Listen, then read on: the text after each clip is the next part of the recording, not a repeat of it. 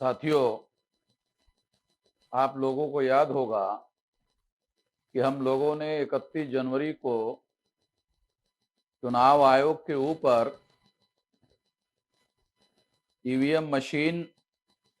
को रोकने के लिए और बैलेट पेपर पर चुनाव करवाने के लिए मांग करने वाला लाखों लोगों का मोर्चा निकाला था। जंतर मंतर पर मोर्चा निकाला था और ये आंदोलन देशव्यापी आंदोलन था।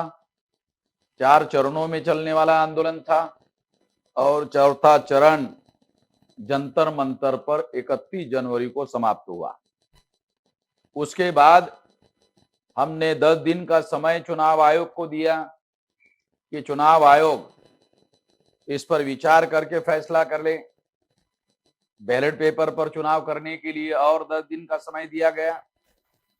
मगर चुनाव आयोग ने ये जो संविधान बचाओ, देश बचाओ और लोकतंत्र बचाओ जो आंदोलन था, उसके तरफ उन्होंने ध्यान नहीं दिया। इसलिए अब हमने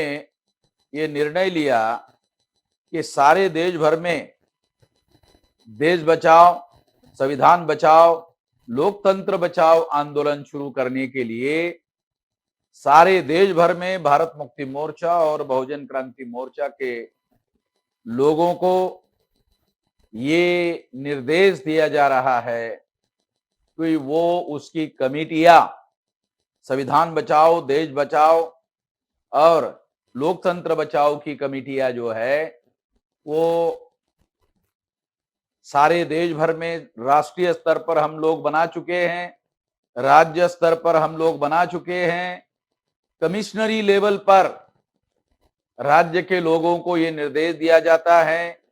कि वो इसके लिए संगठन बनाए। जिले के लिए संविधान बचाओ, देश बचाओ और लोकतंत्र बचाओ ये कमेटियों का निर्धारण करे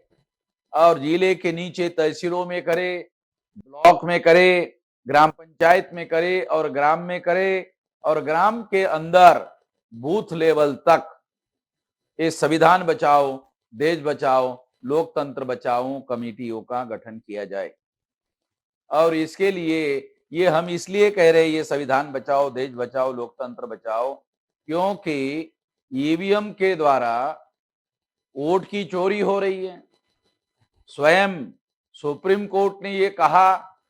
कि ईवीएम मशीन के द्वारा फ्री, फेयर एंड ट्रांसपेरेंट चुनाव नहीं हो सकता। इसलिए जब सुप्रीम कोर्ट ने ये मान लिया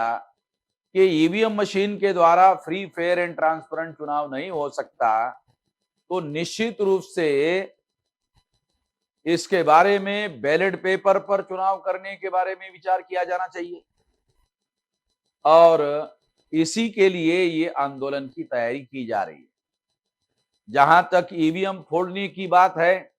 ये संविधान की रक्षा करने के लिए, देश की रक्षा करने के लिए और लोकतंत्र की रक्षा करने के लिए जो ईवीएम वोटों की चोरी करती है, वो ईवीएम निश्चित रूप से देश विरोधी है, संविधान विरोधी है, लोकतंत्र विरोधी है। उसको फोड़ना जरूरी है, मगर फोड़ने का काम जिस दिन वोटिंग होगा उस दिन होगा और ये काम हो सकता है अप्रैल में हो, मई में हो, जून में हो, ऐसा हो सकता है। मगर तब तक सारे देश भर में लोगों को, कार्यकर्ताओं को ये निर्देश दिया जाता है कि ये कमेटियों का गठन करने का काम फौरी तौर पर, युद्ध लेवल पर, वार फुटिंग पर करने का काम किया जाए और इस संबंध में